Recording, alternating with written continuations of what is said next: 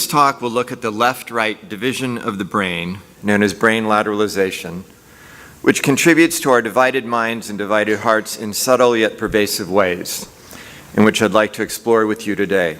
I'm afraid that I'll barely scratch the surface, and yet it still might feel like taking a sip from a fire hydrant, but we'll do our best. I offer these thoughts in the hopes of putting the issue on the table for further consideration, research, and discussion. By way of historical context, brain lateralization was a trendy topic following research done on so-called split brain patients starting in the 1960s. It gave rise to the pop psychology right brain, left brain distinction with facts, reason, language, and math in the left, and feelings, pictures, music, and creativity in the right. Subsequent research found this to be grossly oversimplified, with both sides of the brain being involved in almost everything, so brain lateralization fell out of favor.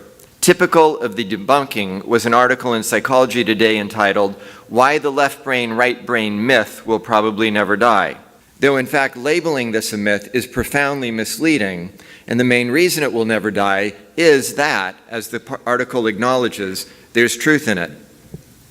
There are indeed very real differences between the hemispheres, though the differences are not so much about what each hemisphere does, but rather how they do it. British psychiatrist Ian McGilchrist argues that our understanding of brain lateralization has been hampered because we've been focusing on the question of what do the hemispheres do. But what does it do is a question you ask about a machine. McGilchrist suggests that for living organisms, the appropriate question is not what does it do, but rather how does he or she do it, meaning in what manner and toward what end. Here we find very clear and important differences between the hemispheres, differences that are meaningful for psychology, for religion, for culture, indeed for all of life. As recently as 2 or 3 decades ago, neuroscientists thought that only human brains are lateralized, but it's now clear that most, if not all, vertebrate brains are lateralized, and emerging evidence reveals lateralization in invertebrates as well. In the human brain, the two cortical hemispheres are connected by a thick band of over 200 million neurons called the corpus callosum. The corpus callosum performs the valuable function of connecting the two hemispheres, but in epilepsy, it can enable a seizure to spread from one side of the brain to the other. So in cases of intractable epilepsy, they sometimes use to sever the corpus callosum to prevent seizures in one hemisphere from spreading to the other, the so-called split brain procedure, leaving the patient with two disconnected, isolated hemispheres, a gold mine for brain researchers and a source of important data on brain lateralization. I'll begin by describing two phenomena seen in split brain patients that are particularly intriguing: alien hand syndrome and the left hemisphere interpreter. This is Karen Byrne, who had split brain surgery at age 27 in 1982. Subsequently, her left hand and sometimes left leg were out of control. She'd slap or hit herself with her left hand, sometimes bruising herself. She'd undress herself involuntarily with her left hand. She'd light a cigarette with her right hand and extinguish it with her left. This condition, known as alien hand syndrome or intermanual conflict, results from the two hands now being controlled by two disconnected sides of the brain that are unable to communicate directly with each other. It's usually short-lived, as the two sides of the brain and the body parts they control figure out how to read cues and work together like two tango dancers, though in Karen's case it lasted much longer. In alien hand syndrome, it is the left hand controlled by the right brain which is considered alien because it acts in a manner that seems uncontrolled and unwanted. Or we should say, unwanted by the left hemisphere. It is acting in the way which the right hemisphere does desire and direct. It's as if the right and left hemispheres of the brain have minds of their own, and often very different minds. This clear and dramatic difference between the hemispheres led Roger Sperry, who won the 1981 Nobel Prize for his research on split brain patients, to write, "Everything we have seen so far indicates that the surgery has left these people with two separate minds, that is, two separate spheres of consciousness. This mental division has been demonstrated in regard to perception, cognition, volition, learning, and memory. The second phenomena I'll highlight comes from the research of Michael Gazzaniga, a student of Sperry. Suppose I'm a split brain patient. My corpus callosum is severed, so my two brain hemispheres don't communicate with each other. You place a screen in front of me. Everything in my left field of view will go to my right hemisphere, which is normally mute. Everything in my right field of view will go to my left hemisphere, where speech is localized. In my right field of view, you show a sketch of a chicken foot. In my left field of view, you show a sketch of a house, yard, and car all covered with snow. You ask me what I saw. What will I say? Chicken foot, right, because that goes into the left hemisphere, which is the hemisphere that can speak. You then ask me to point with each hand to something that corresponds to what I saw. With my right hand, controlled by the left hemisphere, which saw the chicken foot, I point to a chicken. With my left hand, controlled by the right hemisphere, which saw the snow scene, I point to a shovel. You ask me why I chose the shovel. The actual patient responded, "You need a shovel to clean out the chicken shed." In reality, it had nothing to do with the chicken shed. It was because of the snow that the right hemisphere saw, but the right hemisphere is mute, and the patient had no conscious awareness of the snow. The right hemisphere cannot speak, but it expressed what it knew through the left hand by choosing the shovel. When the verbal left hemisphere tried to make sense of what it was observing, it made up a story. Hence, Gazzaniga coined the phrase left hemisphere interpreter. In another example, the message was given to the left hemisphere, "Get up and walk." And so the patient got up and walked.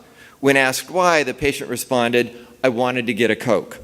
Gazzaniga noted that experiments on split brain patients reveal how readily the left brain interpreter can make up stories and beliefs.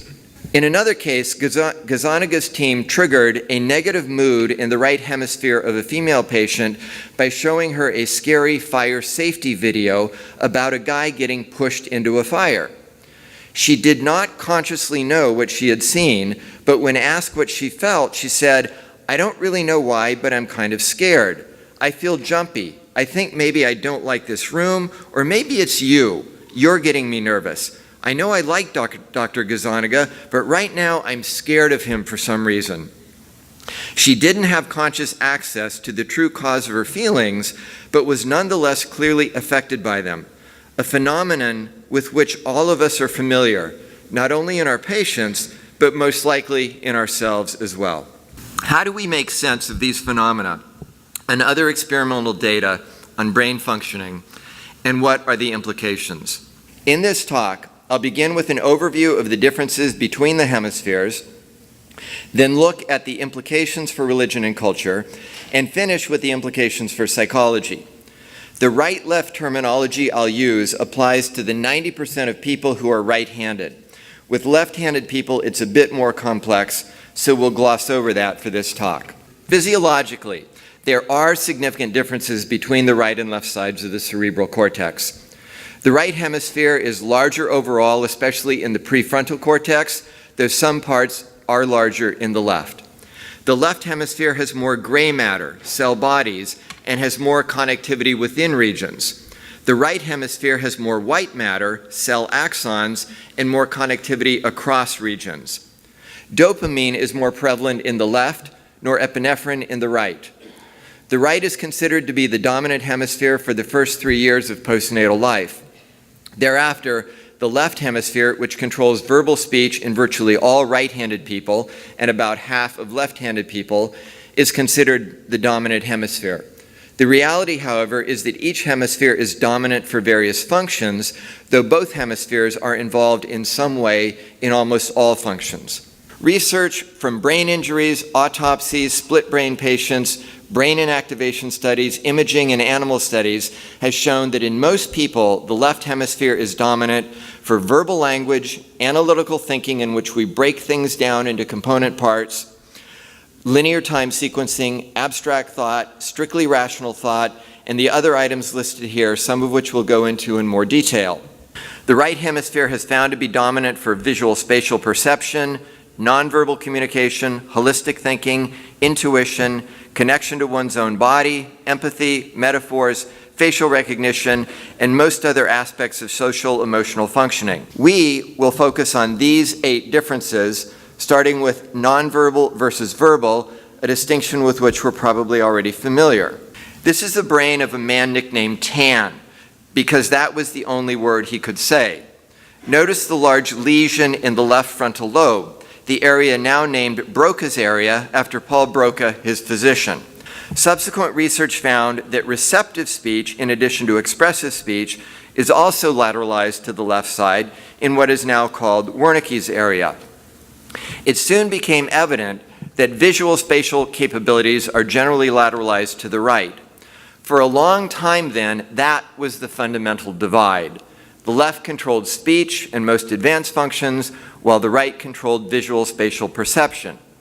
Hence, verbal communication, vocabulary, syntax, grammar are all controlled by the left hemisphere, leading Ian McGilchrist to joke that the left hemisphere is the Berlusconi of the brain since it controls the media.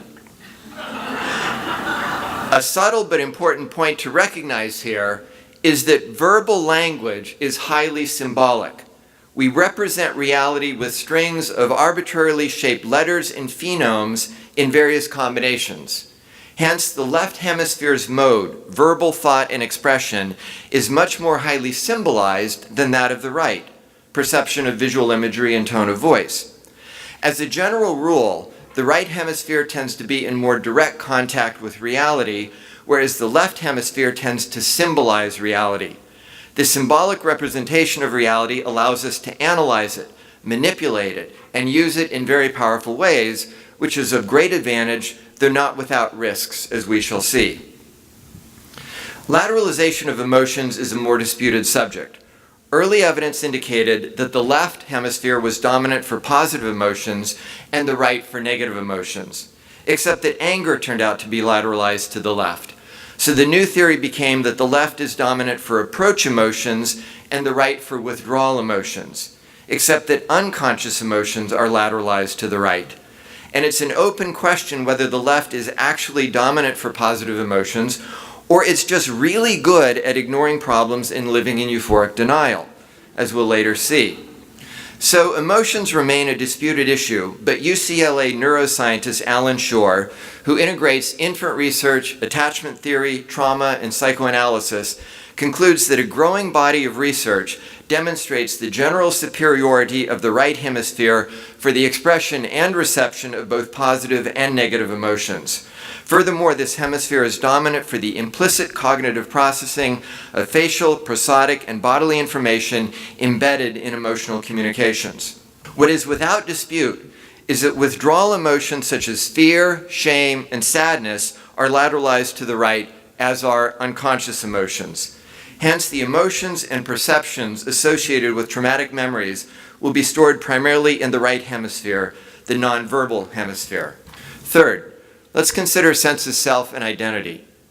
If identity were a list of adjectives that I use to describe myself, it would largely be a left hemisphere reality. But our sense of self has far more to do with self-schemas, internal working models, and emotional memories than with verbal adjectives. And as Alan Shore points out, those items belong to the right hemisphere. He concludes, converging neuropsychologic and neurobiological data strongly suggest that the right hemisphere is critically involved in the maintenance of a coherent, continuous, and unified implicit sense of self. A dramatic example of this comes from patients with frontotemporal dementia.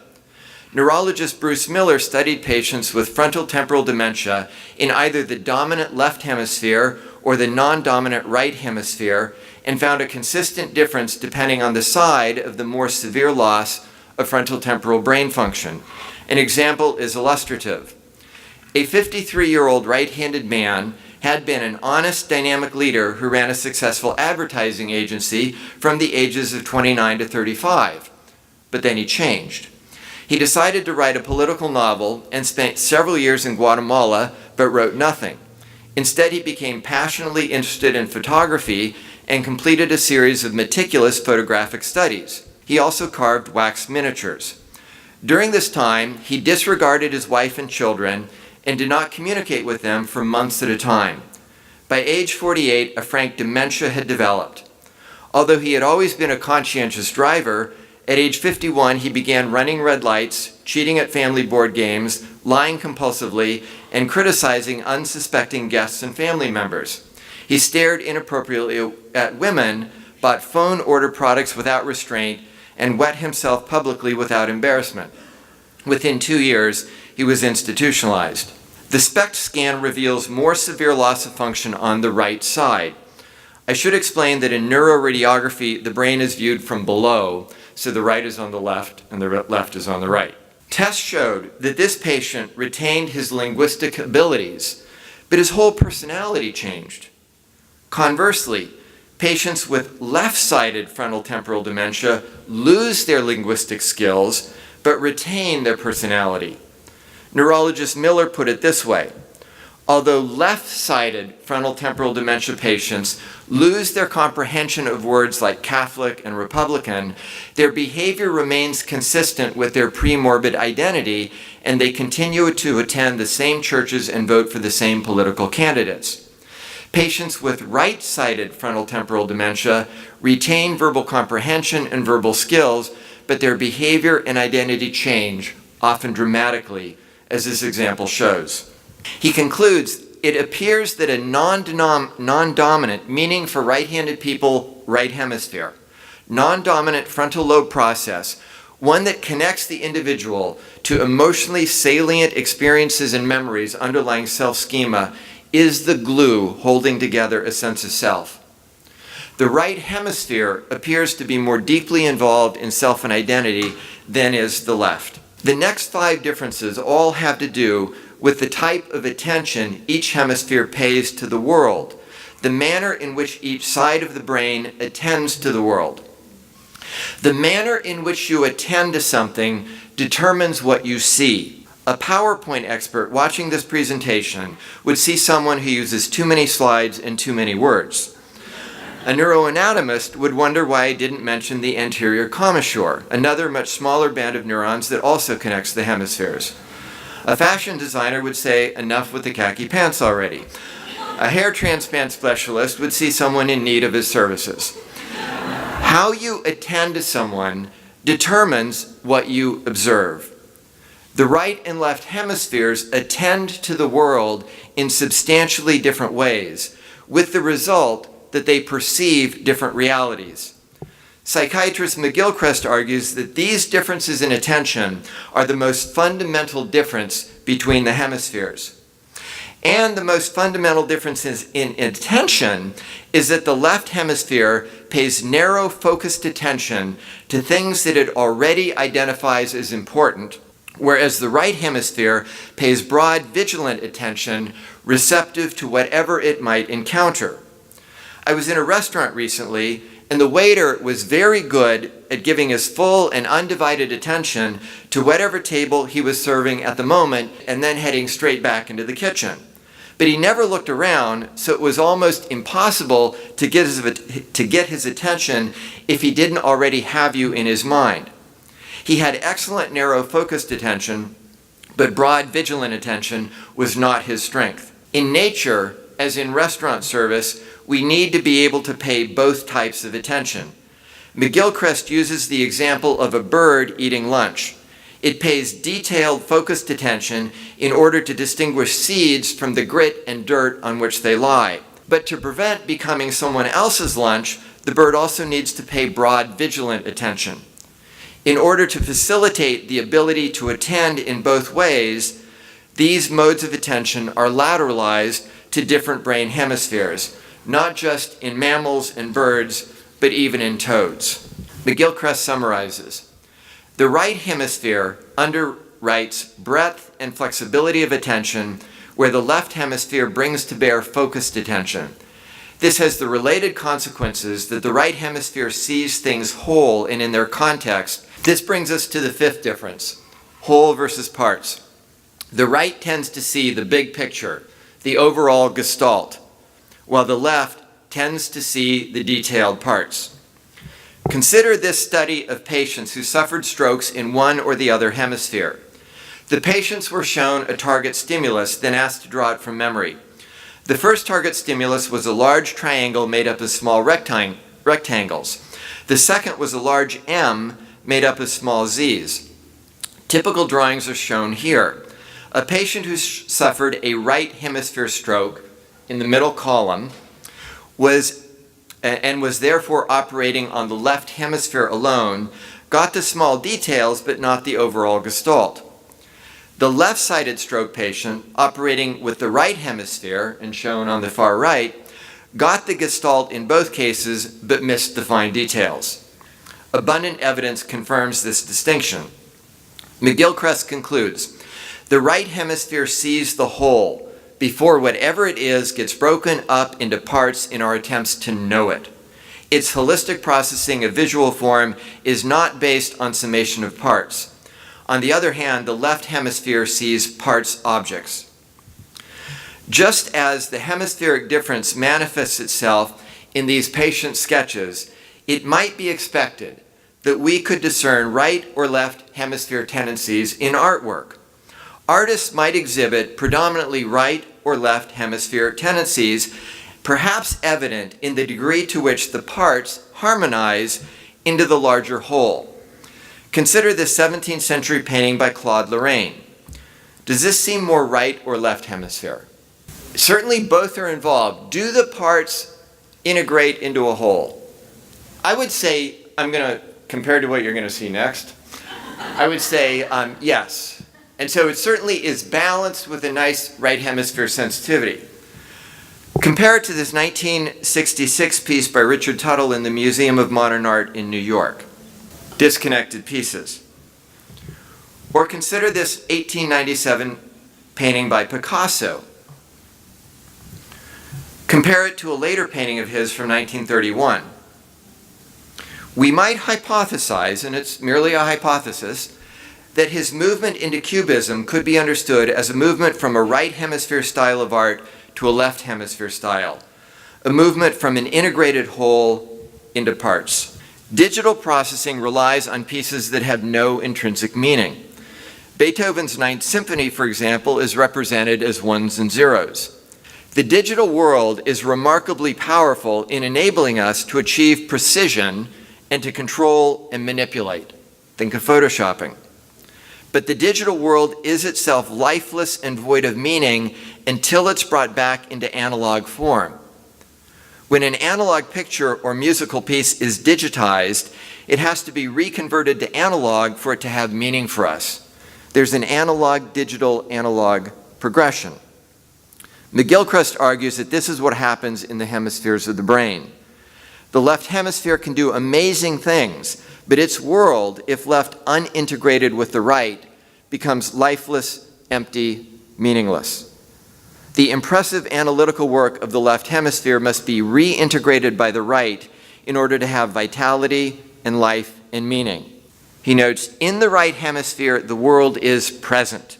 We experience a living world with which we are deeply connected. In the left hemisphere, the world is represented or represented in symbolic form. The symbolic elements in the left hemisphere world are static, bounded, isolated, inert, mechanical, lifeless. But that enables us to learn a lot and to see how things are put together. We learn a lot about a butterfly by fixing it to something so that we can examine it, study it, categorize it, analyze its parts, see what makes it tick. That's what the left hemisphere does. But our real joy is in butterflies themselves, not in specimens. And the butterflies themselves exist in the right hemisphere's world. A corollary of all of this is that the right brain understands things intuitively, while the left brain approaches things analytically and comes to logical conclusions based on discrete analytical steps. Note here that logic is necessarily grounded in intuition. There's no logical way, for example, to prove that logic is valuable. We intuitively know that it is.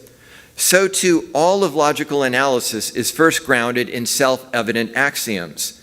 And then the results of logical analysis must be applied to life in a manner that intuitively makes sense. This pattern of intuition, logic, intuition is an example of the larger pattern of the way the hemispheres are meant to work together. New experience begins in the right, is analyzed, abstracted, categorized, and otherwise processed in the left, and then integrated and applied to real life by the right. There is a right, left, right progression similar to the analog-digital-analog progression, a theme to which we shall return. The sixth difference is that of metaphorical versus literal. Which of these two pictures better represents the meaning of "he had a heavy heart"? Kind of obvious to all of us in this room, but patients with right brain damage choose the picture on the left, the literal meaning. Understanding metaphor as well as humor is a right hemisphere dominant function.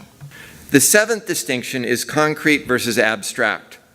The right hemisphere perceives concrete individual entities within the context of their environment. The left hemisphere is quite able and eager to abstract from context in an attempt to distill the context-free essence.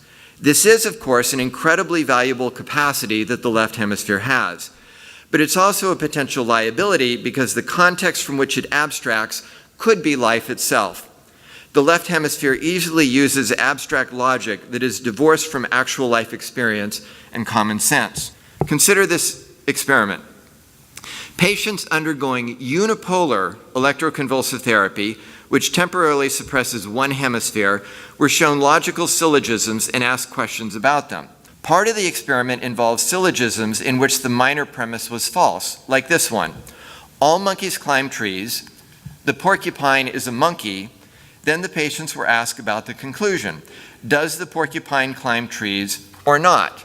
Control patients operating on both hemispheres responded as we would expect. No, it doesn't climb trees. Patients with their left hemisphere suppressed and thereby operating only on the right responded with indignation that the syllogism was wrong. They're so unable to abstract that they get a bit huffy about it. Inability to abstract is perhaps another form of literalism, which is a right hemisphere liability. We need both. Patients with their right hemisphere suppressed and thereby operating only on the left tended to say that the porcupine does climb trees. When pressed, they acknowledge that the porcupine is not really a monkey and so it does not climb trees. But then when presented with the syllogism again, they said that the porcupine does climb trees because it is written so on the card. The study's authors postulate a left hemisphere mechanism capable of decontextualized mental operations and a right hemisphere mechanism, the operation of which is context-bound and incapable of abstraction. This difference between the left hemisphere abstract mode and right hemisphere concrete contextual mode parallels the distinction Jerome Bruner made between propositional thought and narrative thought. Paul Witz explains, propositional thought consists of logical argumentation aimed at convincing one of some abstract, context-independent truth.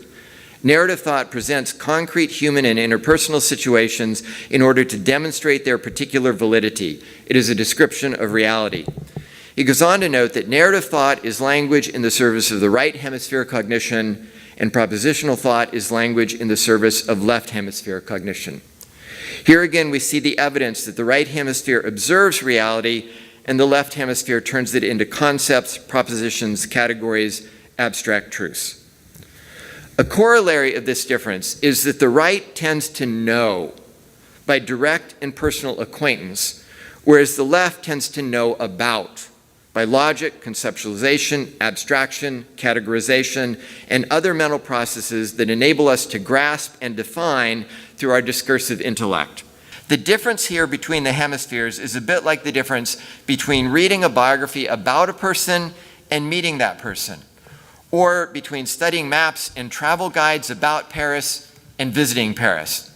Both are valuable, but there is a difference. And ultimately, you want to visit Paris, not just read about it. And you want to know God, not just know about him. The final difference we'll consider is ambiguity versus certainty. The right is comfortable with ambiguity. The left seeks certitude. Arguably, a major function of the left hemisphere is to figure things out so that we can arrive at conclusions that are certain and that allow us to manipulate and make use of the world. Just as we grasp things with our right hand, controlled by the left hemisphere, so too with the left hemisphere we grasp the precise meaning of things. We nail down to certainty. This is, of course, a valuable capability, though it can easily become unbalanced. McGilchrist notes that the left hemisphere needs certainty and needs to be right.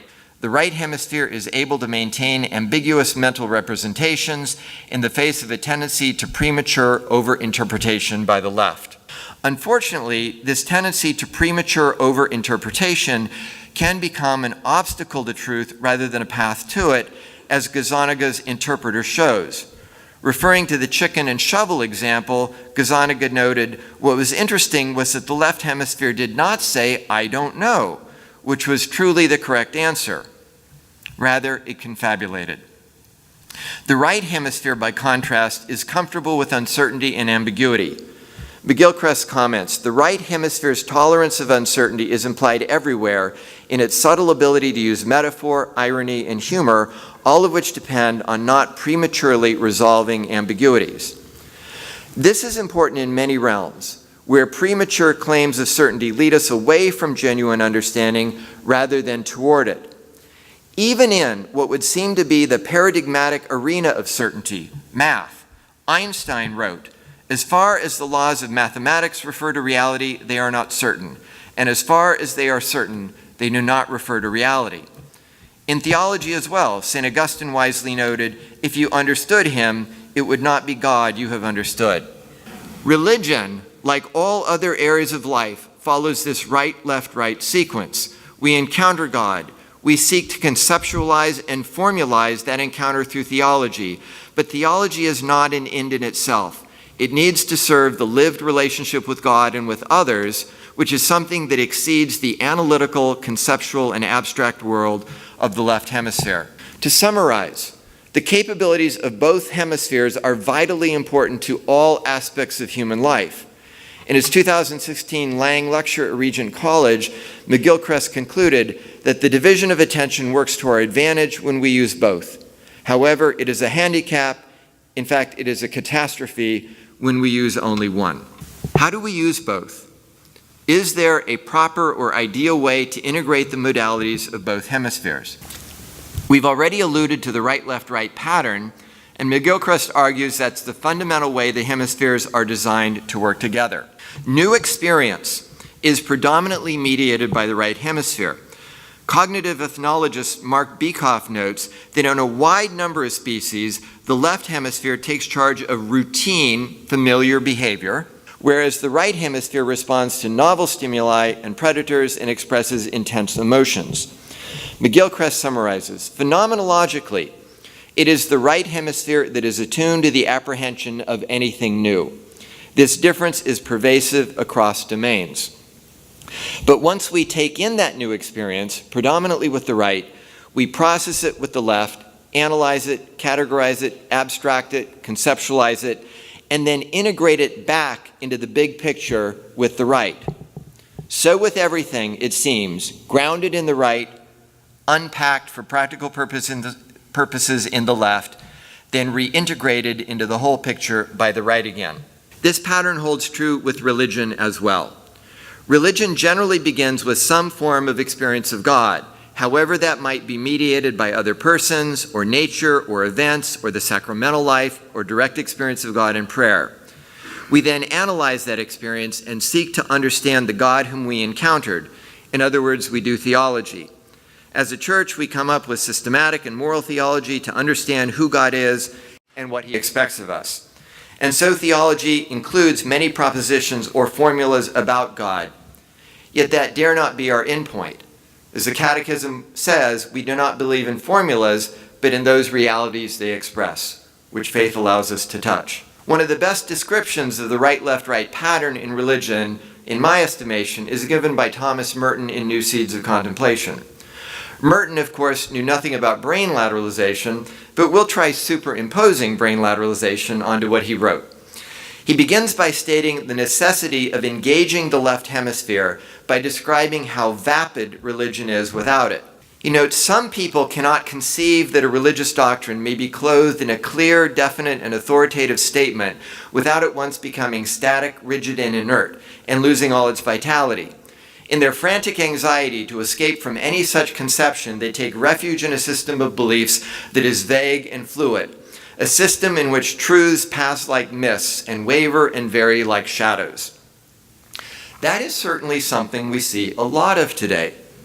We need to utilize the left hemisphere approach in order to attain sufficient doctrinal clarity, even as we remain enshrouded in a cloud of unknowing. Yet Merton goes on to articulate the necessity of rising above the left hemisphere by returning to the right. It is not the dry formula of dogmatic definition by itself that pours light into the mind of a Catholic contemplative, but the ascent to the content of that definition deepens and broadens into a vital, personal, and incommunicable penetration of the supernatural truth which it expresses. Beyond the labor of argument, it finds rest in faith, and beneath the noise of discourse, it apprehends the truth, not in distinct and clear-cut definitions, think left hemisphere, but in the limpid obscurity of a single intuition that unites all dogmas in one simple light.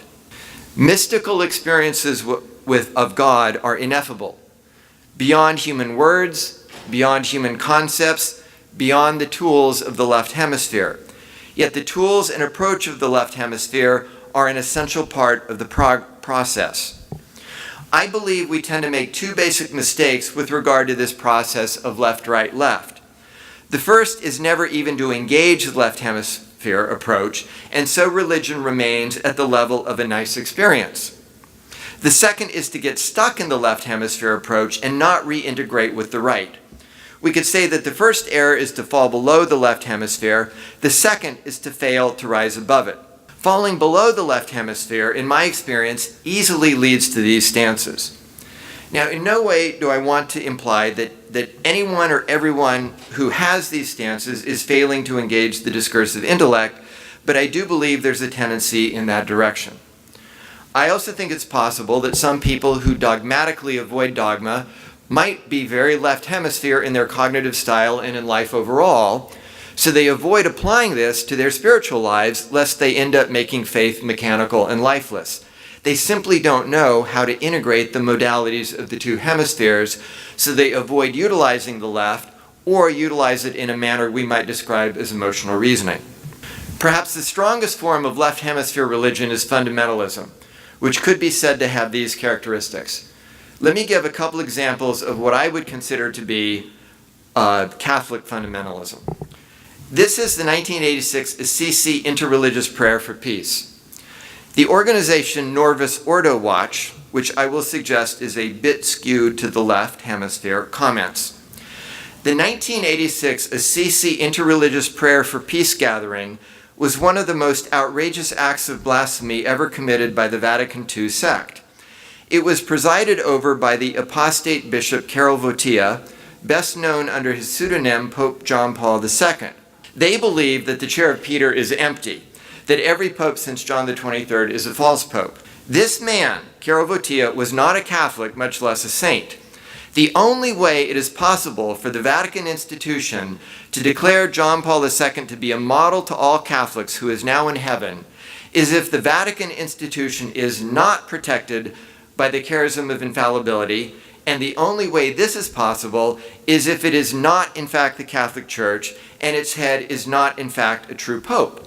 Kind of a logical syllogism there, albeit one divorced from common sense. An unintegrated left hemisphere approach. They also take aim at Mother Teresa, whom they consider a public apostate. She was not a Catholic and not holy, and therefore could not possibly be a Catholic saint. What was Mother Teresa's crime? She prayed at the tomb of Gandhi.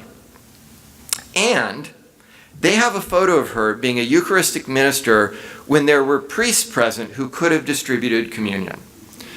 Pretty egregious stuff. Egregious to the unambiguous and utterly certain algorithms of the left hemisphere. Yesterday, Monsignor Esif remarked that everyone knew Mother Teresa was a saint. Everyone, that is, except those whose intuition and common sense were blinded by the rigid syllogisms of their left hemispheres. In 2004, I ran across an article that caught my attention entitled "Viruses in the Body of Christ." Its premise was that the church was being infected by the theological equivalent of viruses, things like ecumenism. The authors write, "One can say that certain verbal viruses have infected the mystical body of Christ. These viruses have minimal informational content. They do not amount to an intelligible abstract concept." Notice the emphasis on information and abstract concepts. The author goes on, "A statement of Catholic doctrine or dogma will fit nicely into the template phrase, X means that. Ecumenism, on the contrary, is like an elephant, cannot be defined but only described, because ecumenism, like an elephant, is not an abstract concept but a thing, or rather a collection of things known as ecumenical activities." Again, the emphasis on abstract concepts rather than actual living entities that are harder to nail down with precise definitions, as if God could be nailed down with formulaic abstract concepts. The article was 14 pages long, and I noticed that the vocabulary in it seemed to be skewed in a particular way, so I counted some key words.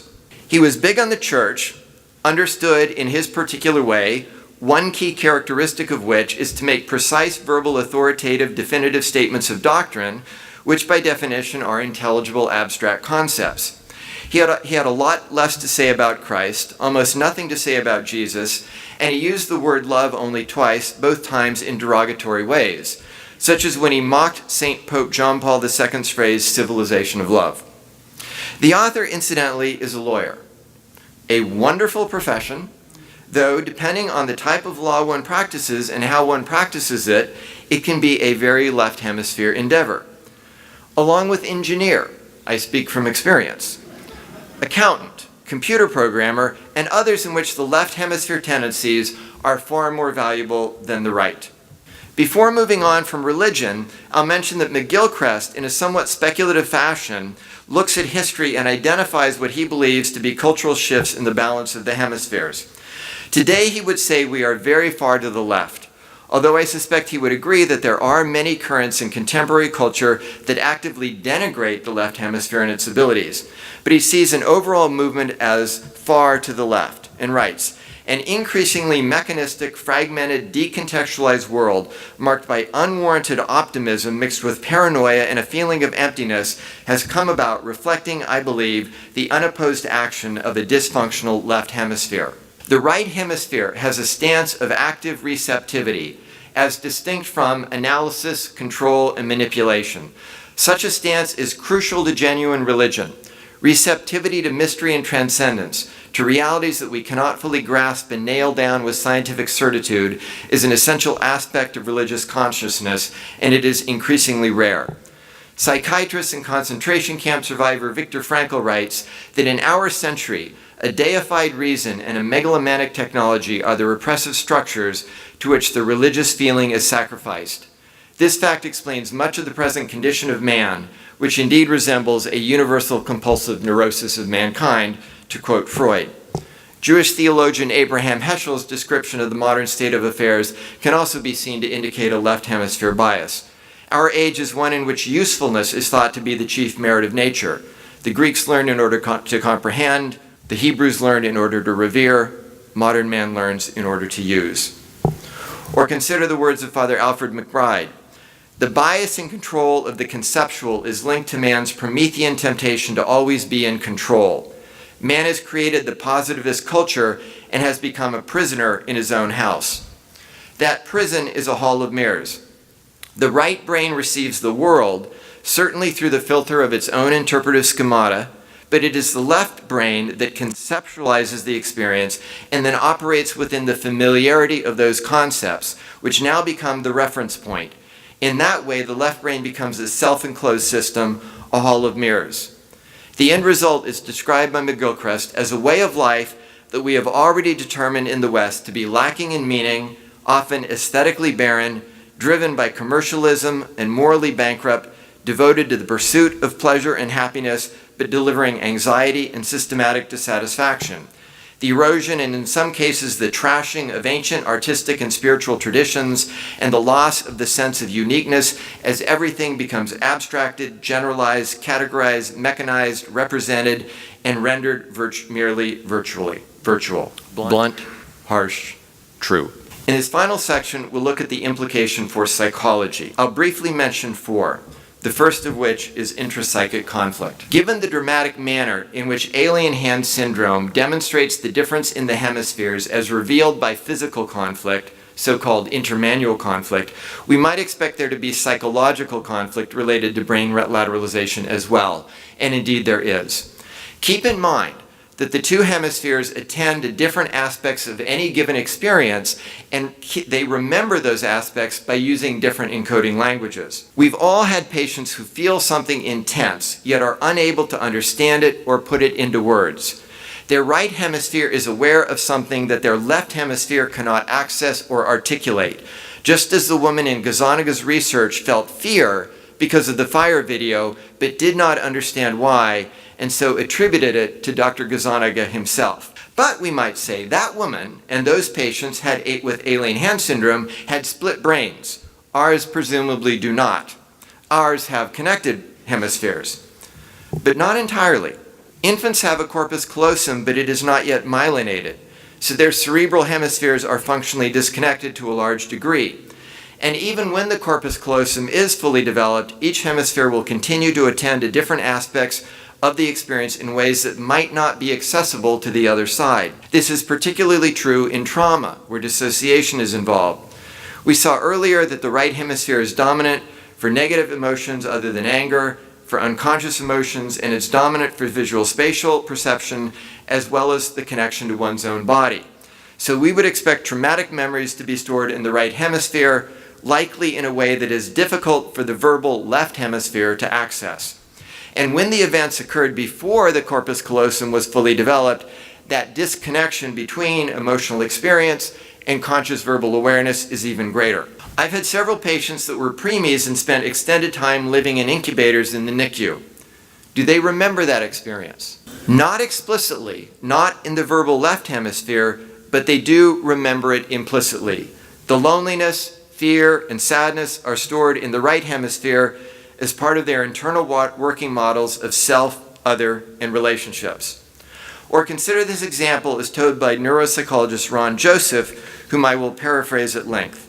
He writes of a young divorced mother with ambivalent feelings toward her young son, who, although she does not express these feelings verbally, conveys them through her tone of voice, facial expression, the manner in which she touches her son. She knows that she should love him, and at some level she does. She wants to be a good mother, and she makes herself go through the motions. However, she also resents her son because she's lost her freedom. He's a financial burden, and he makes it harder for her to find a new mate. She expresses none of this verbally, and maybe even suppresses it from her own verbal conscious awareness, but it does bleed through into the nonverbal expression of her right brain. Her son also has a right brain, which perceives her tension and ambivalence. Her right brain notes the stiffness when she holds or touches him, and is aware of the manner in which she sometimes looks at him. When she says, "I love you," his left brain hears those words, but his right brain, through its attunement to facial expression, tone of voice, and tactile sensation, perceives that he is a burden and feels a sense of rejection. Later, as an adult, the same young man has one failed relationship after another. He feels that he can't trust women, often feels rejected, and when a girl or woman says, "I love you," it makes him want to cringe, run away, or strike out. As an adult, his left brain hears love, and his right brain feels pain and rejection. I'm sure we've all had patients with variations on this theme, and I found the brain hemisphere distinction to be a helpful way to think of it. I think it would be an overgeneralization to say that the left hemisphere is conscious and the right hemisphere is unconscious, but the reality seems headed somewhere in that direction. Alan Shore had earlier noted that the right hemisphere is the repository of Bowlby's internal working models, and he concludes that the structural development of the right hemisphere mediates the functional development of the unconscious mind. Ron Joseph does go so far as to locate the conscious mind in the left and the unconscious mind in the right brain and the limbic system. By contrast, Michael Gazzaniga writes that both hemispheres can be viewed as conscious, though the left brain's consciousness far surpasses that of the right. When we as psychologists work at the conscious level, we are primarily working with the left hemisphere, which is certainly valuable, but it's good to keep in mind that the deeper sense of self and identity is a right hemisphere function. Similarly, our explicit theological understanding of God comes from our left hemisphere learned concepts, but the deeper image of God that affects our emotions and behavior, that's a right hemisphere reality. The second psychological implication I'll mention is rigidity and denial. Earlier we referred to the tendency of the left hemisphere to become a self-enclosed system, a hall of mirrors. We might expect it, therefore, to exhibit signs of rigidity at times, and it does. When I was still in Washington, D.C., I had a patient who saw me because of marriage difficulties, largely because he controlled and dominated his wife in ways that internally made me cringe.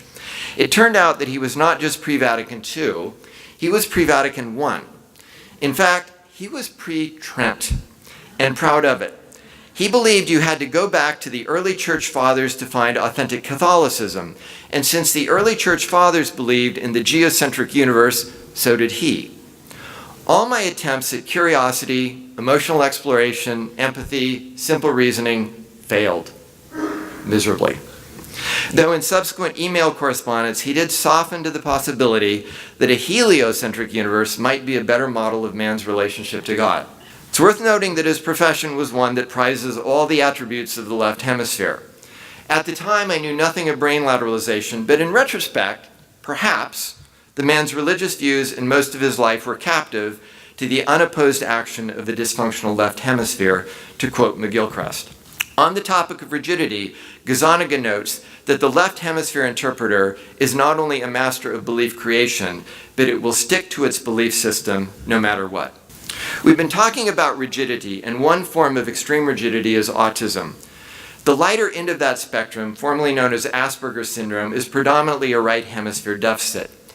Byron Rourke hypothesizes that nonverbal learning disabilities, which are very similar to Asperger's, result from some as yet unspecified neurodevelopmental disorder that specifically affects white matter. This in turn differentially affects the right hemisphere, which has a higher white to gray matter ratio, and so it is more deleterious to performance on nonverbal tasks. Finally, I'll say a few words about psychosis. We tend to think of psychosis as the loss of reason, a loss of the ability or inclination to be rational. It's worth considering the possibility that it is instead an excess of rationality in the absence of the necessary grounding in the intuition and common sense that the right hemisphere would normally provide. Hence, McGilchrist argues that schizophrenia is not characterized by a romantic disregard for rational thinking and a regression into a more primitive, unself-conscious, emotive realm, but by an excessively detached, hyper-rational, reflexively self-aware, disembodied, and alienated condition. This would seem to be consistent with Chesterton's famous quip that the madman is not a man who has lost his reason, he's the man who's lost everything except his reason. It's also consistent with dopamine being more prevalent in the left hemisphere and the main medical treatment for psychosis being dopamine antagonists.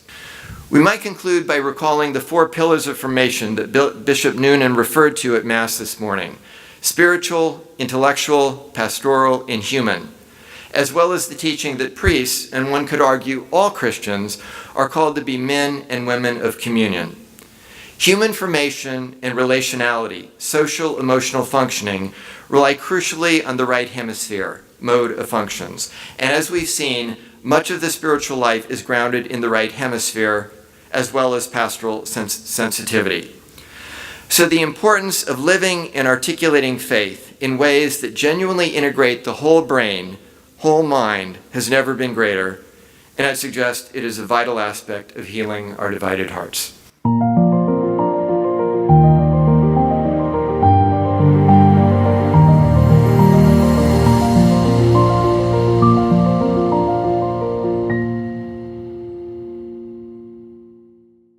Someone who's used media a lot in evangelization, so I believe in the importance of Catholic radio, Catholic TV, Catholics using the new media. Can I encourage everyone to watch Shalom TV? I think it's a great vehicle of evangelization. And God bless all of you. Shalom World, God's own channel.